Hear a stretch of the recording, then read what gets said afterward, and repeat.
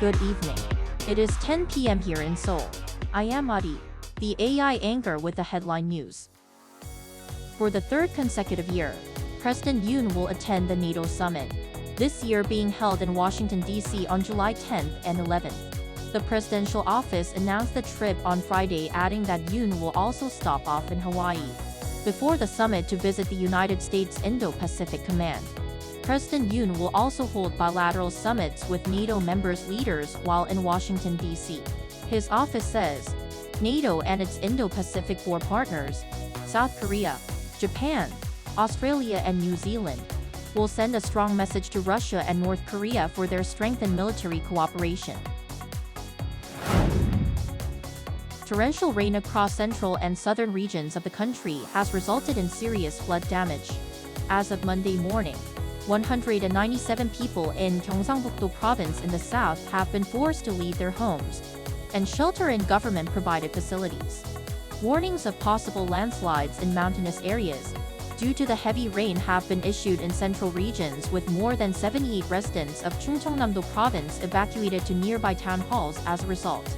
The Korea Meteorological Administration forecasts that the country could see up to 120 millimeters of rain between Tuesday and Wednesday, before it subsides toward the end of Wednesday. It's been 5 months since trainee doctors left their posts. On Monday, the government announced that it will not take any administrative actions against all trainee doctors, following a meeting held at the Central Disaster and Safety Countermeasure Headquarters. This includes the suspension of medical licenses, regardless of whether they choose to return to work. Foreign investment in the South Korean stock market reached a record high for the first half of this year.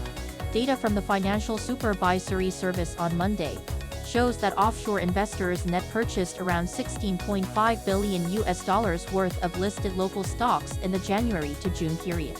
This is the largest amount on record for a 6-month period, and is mostly driven by robust demand for local semiconductor stocks. June also saw foreign investors maintain their buying trend for the 8th consecutive month. Samsung Electronics' largest labor union started its first ever general strike on Monday, with around 6,000 participants. The National Samsung Electronics Union began a rally this morning near one of Samsung's business sites in the city of Hwaseong, in Gyeonggi-do province, and said the strike will last for 3 days. The union also said it aims to distract business operations, as around 80% of the participants work in manufacturing and development. If the labor union's requirements, mostly related to payment raises, are not negotiated, the next strike starts on July 15.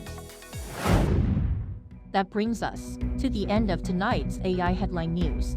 Thank you for watching. Good night.